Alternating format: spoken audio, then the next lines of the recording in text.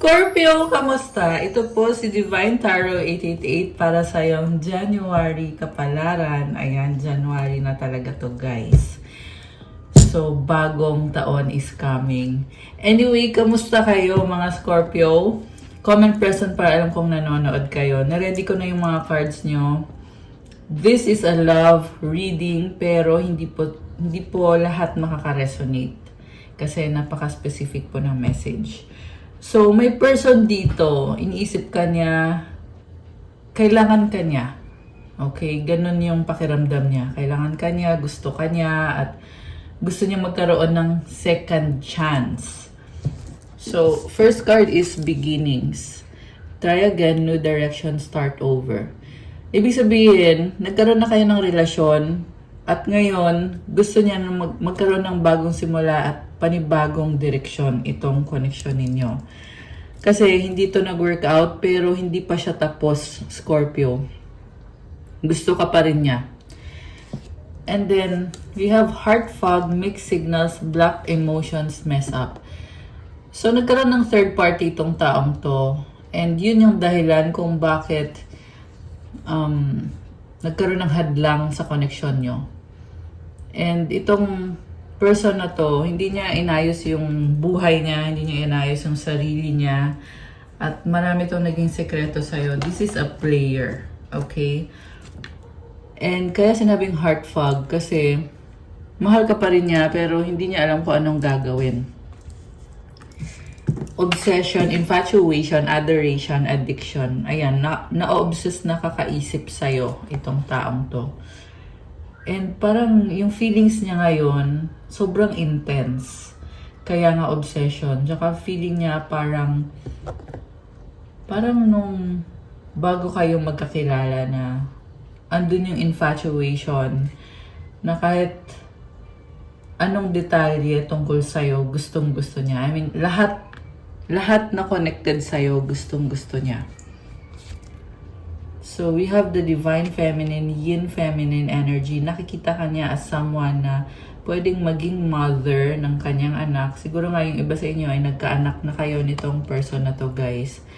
So, divine feminine is someone na hindi naghahabol, but ikaw yung hinahabol. Kusa mo lang na-attract yung love. And then, we have second chance, reconciliation, making amends, opportunity. Gusto niya mag-risk ulit sa'yo. So, risk ito para sa kanya. Ibig sabihin, bibigyan niya yung best shot niya. Okay, so, ibig sabihin medyo serious to, guys. Kasi gusto niyang mag-risk. Pero tingnan natin kasi nga, niloko ka niya sa past. Yun kasi yung lumabas dito niloko ka niya, ngayon gusto niyang mag-risk para bumalik ka sa buhay niya at magkaroon ng bagong simula. So, tumalon tong isang card na to. Mukha na siya ngayon sunod-sunuran sa'yo with this loyalty, golden retriever card, trusting, reliability, believing. So, sunod-sunuran na siya, gagawin niya lahat para sa'yo, lahat ng gusto mo. Basta, mahalin mo lang siya. Ayan, nakakatawa pero yun yung sabi dito, guys. And then, distance, separation, space, blockage. So, ito yung problem. Mukhang magkalayo kayo, LDR kayo. Nasa city So, mukhang nasa city itong person na to at ikaw ay nasa ibang lugar. I'm hearing also ibang bansa. So, kung sino man tong nasagap natin, magkalayo. Merong magkaiba ng bansa. Okay, pero hindi naman lahat, okay? Remember, this is a general reading. So, pwedeng mag-resonate sa'yo, pwedeng hindi. Pwedeng 50% lang mag-resonate or konti lang talaga yung mag-resonate. And then, resistance, secret, admirer, suppressing, timid. Ngayon, hiyang-hiya siya na the fact na gusto ka niya at obsessed siya sa'yo. Nahihiya siya aminin yung totoo niyang nararamdaman. So, secret admirer mo siya, tinatago niya yung attraction na nararamdaman niya para sa'yo. Okay, bakit kailangan itago? Para namang hindi mo malalaman, di ba? And then you have this karma card, consequences, cause and effect, debts. Oh, okay. Meron siyang ka-deal na person na kabaliktaran ni Divine Feminine. Kung ikaw ay nagbibigay ka ng magandang energy, itong isang to ay kabaliktaran naman. Hindi naman maganda yung energy. So, this is a karmic person na nagkaroon siya ng pagkakautang, pwedeng financial, pwede din tong nagkaroon sila ng anak. Kasi merong nakita kong buntis na babae dito. So, nagkaanak sila kaya may responsibilidad siya. Or, dahil nga sa nagkaroon na sila ng relasyon, hindi na siya makaalis dito sa taong to. Okay, mukhang itong kanyang karmic is na-obsess sa kanya. Thinking, missing you, craving, desiring. Ayan. So, may nanghihingi din ng second chance sa kanya. Yan yung karmic na person. Samantala, itong taong to naman, ikaw naman yung gusto niya. Ayan si Divine Masculine, Young Masculine Energy, Bitterness. Bakit galit siya? Resentment, anger, hurtful words. Tingnan mo to, lusting, forbidden, non-committal, sexual energy. Okay. So, malaking pagsiselos, matinding pagsiselos. Kasi iniisip niya na kung hindi kayo okay, maaring pinalitan mo na siya, may iba ka ng gusto, may iba ka ng mahal. Kaya siya galit. Ang totoong dahilan is talagang nagsiselos kasi itong person na to. Medyo immature actually yung nakikita ko. Kasi, bakit hindi na lang niya ipaglaban kung talagang gusto niya itong connection ninyo?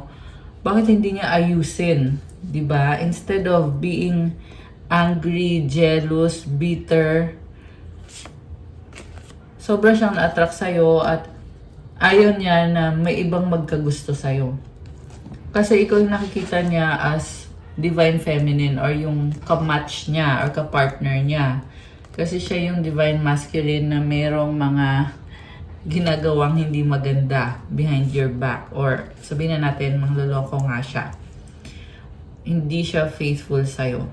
Okay? At ngayon mukhang bitter na bitter siya kasi hindi pa siya nakaka-move on at gusto niyang manghingi ng chance sa'yo. Okay.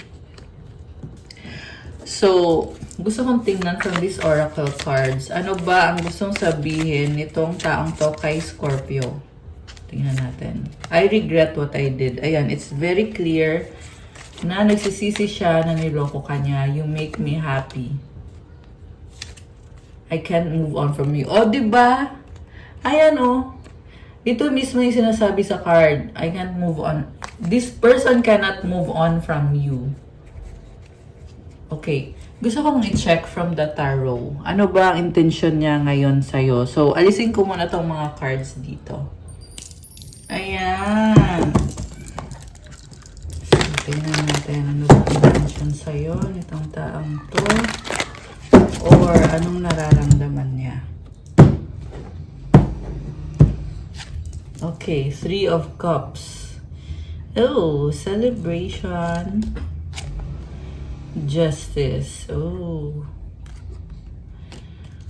Alam mo, nami-miss ka lang niya. Actually, may mga tao sa paligid din nitong taong to at gusto ka niyang makasama para magkaroon ng harmony, balance, and may sasabihin siya about truth. Ano kaya yun?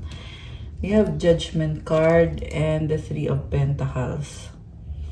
You have a partnership with this person. Okay. Ibang-iba. The High Priestess, the Lovers. Alam mo, minahal ka niya. Okay, baka twin flame or soulmate mo itong taong to. And ngayon, gusto niya magkaroon kayo ng reconnection, reunion. Parang wala lang nangyayari. And pure naman yung intention nitong taong to. Yung nga lang masyado siyang tahimik, malihim, at may mga bagay na pinipili niya na wag nang sabihin. Mas parang introvert. Mas gusto niya mag-isa lang siya or siya lang yung nakakaalam. At binabalanse niya rin.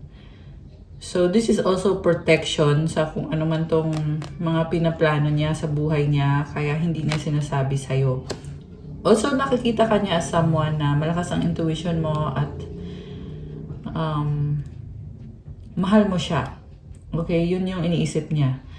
Yung nga lang, posible din na hindi siya totally nakafocus sa'yo kasi may lumabas dito na may ibang mga tao din sa paligid niya.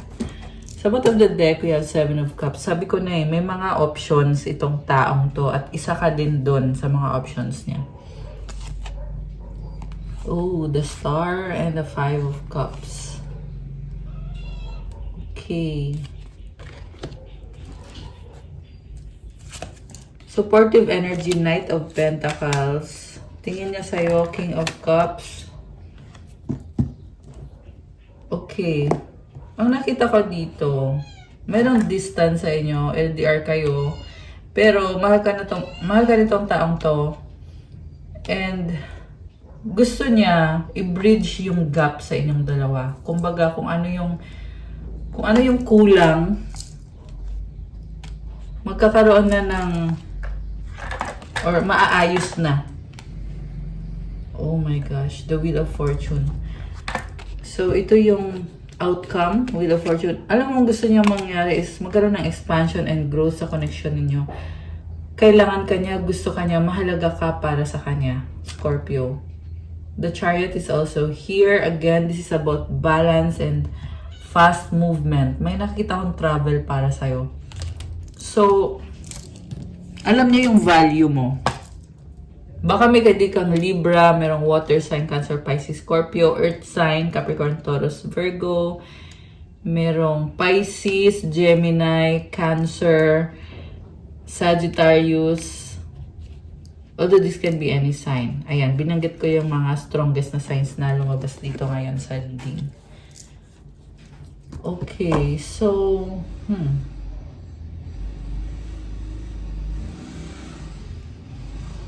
this is a strong person and sinasabi niya dito kailangan ka niya eh. Nakakita ka din niya as someone na kagaya din niya strong, yung nga lang malayo ka sa kanya at like I said, gusto niyang i-bridge yung gap sa inyo. Gusto niyang magsama kayo, magkita kayo, magkaroon ng partnership.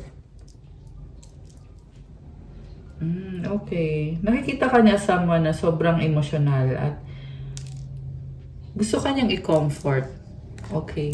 Grabe, parang it's all about you. Para dito sa taong to. And then we have Ace of Wands, 6 of Swords, and the 10 of Pentacles. Mukhang iniwan mo siya kasi gusto mong ayusin yung career mo. Pero, isa lang to sa mga pagbabago na nangyari sa inyo. Ibig sabihin, nakita ko dito na posible nga na magkakaayos kayo nitong taong to. Yung iba sa inyo ay nagkaayos na nga kayo. Okay, may chance dito. Oh, the Star is here. So, pinili mo yung sarili mo.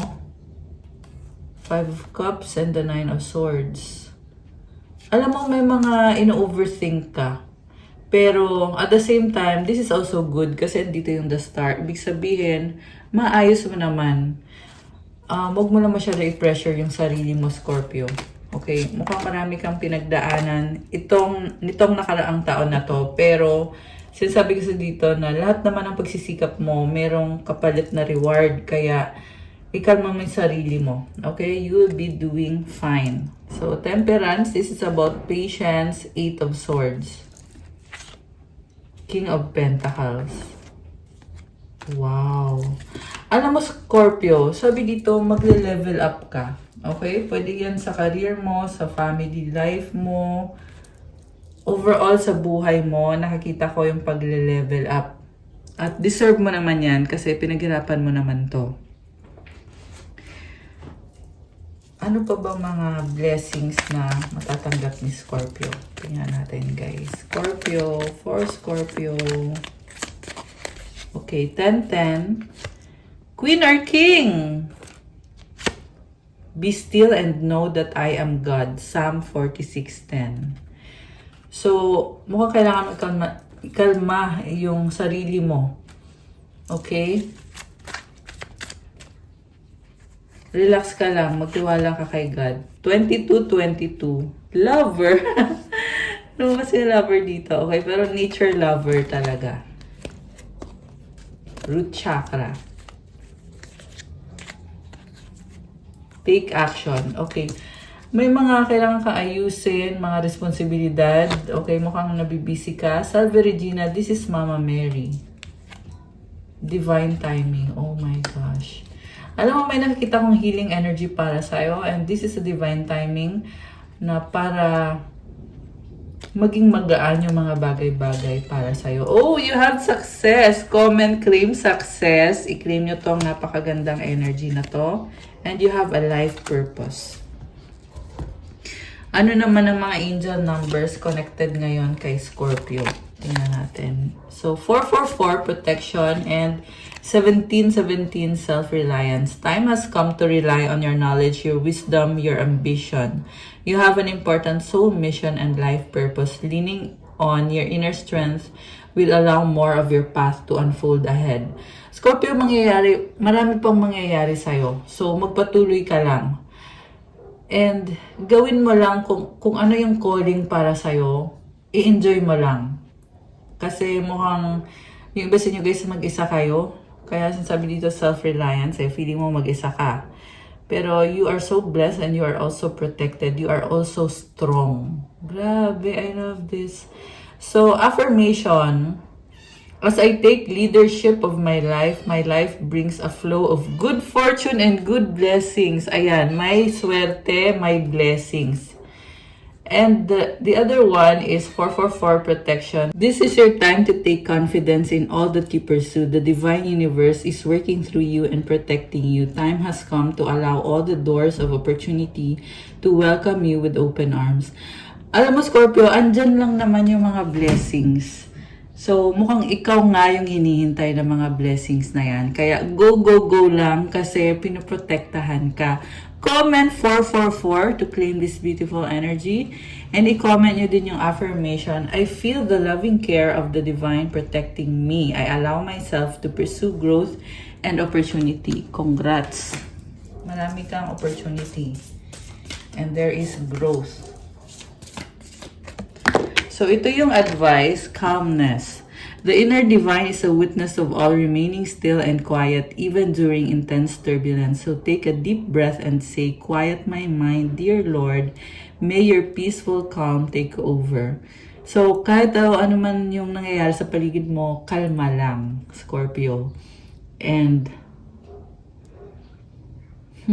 andyan si God, kasama mo si God. Lagi kanyang tinutulungan. And I just saw 111 on the screen. Ayan.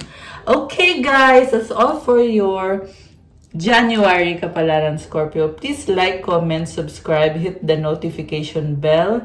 Comment kung nag-resonate ba or nagustuhan nyo ba yung reading. Kung kailangan nyo naman ng gabay, kung nag-resonate ka at kailangan mo ng more information, pwede kang magpabook ng private reading. Message nyo ako sa Viber or sa WhatsApp.